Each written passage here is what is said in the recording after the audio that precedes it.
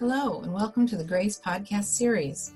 My name is Denise Brock, and I am the Operations Director for the Global Resource for Advancing Cancer Education, or GRACE.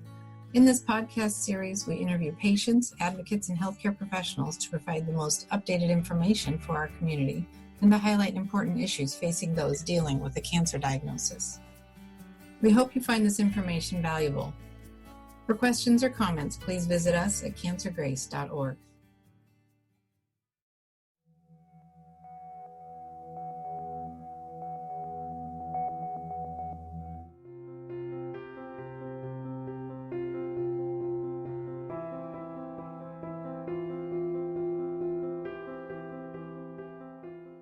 Let's say you have a patient who is older, in their 80s, a bit fragile, but they were able to get through chemo and concurrent radiation, weekly carboplatin paclitaxel. They've recovered okay. Do you have any hesitation about offering Imfinzi, Durvalumab immunotherapy to patients who are older and somewhat frail, but were able to get through chemo immunotherapy up to that point and don't have a signal that they should not get this? No, I mean, I generally don't have a hesitation there. I mean, again, kind of if the patient's willing to come in every 2 weeks for their infusion and want to, be aggressive and feel that they, are fully recovered after the chemo radiation, I wouldn't have an issue with giving it. Chemo radiation is one of the toughest things we do in lung cancer clinics. So if you get through that in good shape, honestly, the year of Durvalumab is probably significantly less toxic, with exceptions. But on the whole, if you get through that, that's a pretty darn good credential.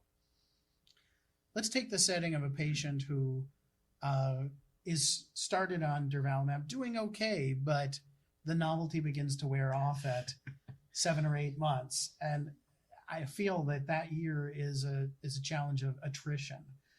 Even if you don't have a prohibitive issue, every 2-week treatment, if they start to have concerns about this, I mean, we're in the Bay Area, people may have long drives to get in. Do you feel that it would be acceptable to change the schedule to do like a month, every 4 week, now that there's some data for this, or do you feel that it's most appropriate to just hew to the schedule, or maybe even stop early just because we don't know how long we should do this and that there's nothing magical about a year? So how do you feel when a patient says, it's been 8 months, do I really have to come in every 2 weeks at this point? Wow.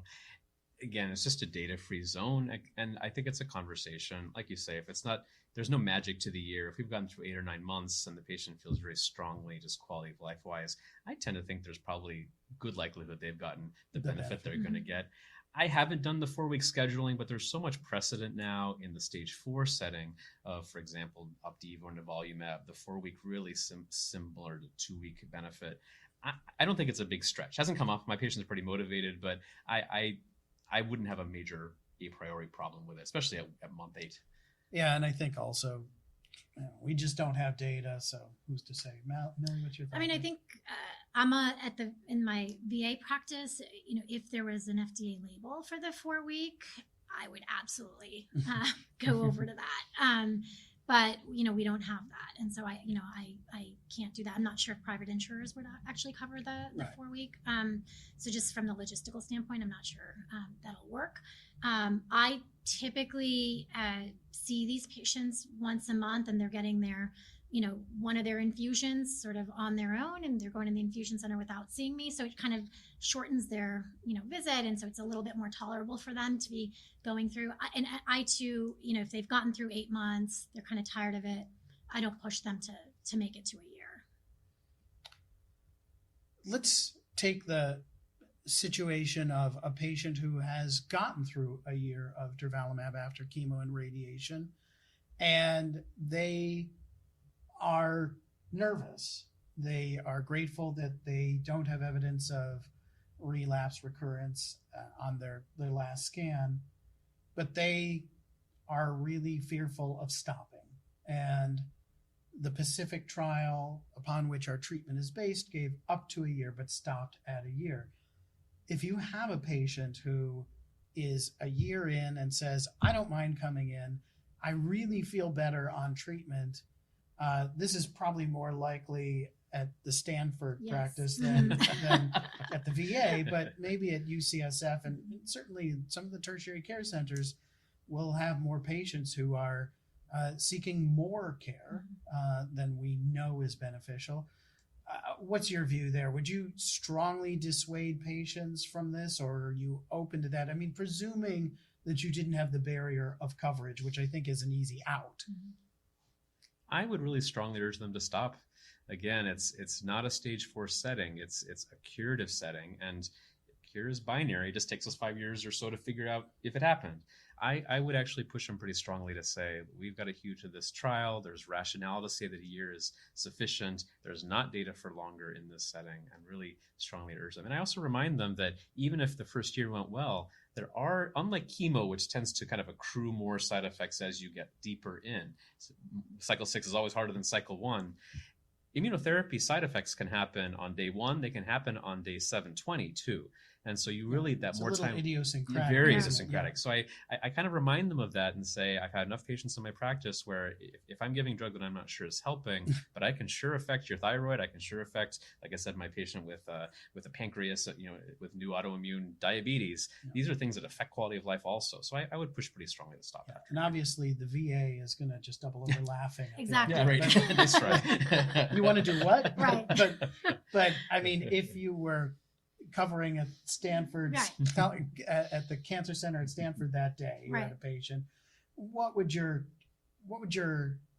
guidance be if you weren't limited by payer concerns? Yeah, I think my sentiments align with Matt's. I mean, I don't think we have data to really support using it, beyond a year, and I do worry about the potential for autoimmune toxicities. And again, they may have been lucky in not having developed them in that year, but I just don't want to really take that risk, especially when we really don't know that it's helping. So I would also say that this is a setting where I think we do have some information now as the data mature from Pacific, where we see the survival curves at 2 and 3 years are not converging in a way that would suggest that this is just a temporary benefit, and as soon as you stop the therapy, the benefit is gone. There's real hope, I think almost an expectation, that the benefit from that year is sustained, whether that killed the last cancer cell or it has trained the immune system to now sustainably treat the microscopic amount of cancer that exists. But the fact that the curves are just as separate at 3 years as at 18 months would lead me to be pretty strong in my recommendation against ongoing indefinite treatment for the reasons you mentioned, and the fact that in stage 4 disease, we do have patients who are years out who are still enjoying the benefit of no progression, even potentially long after they've discontinued a drug like Keytruda or one of these other immunotherapies.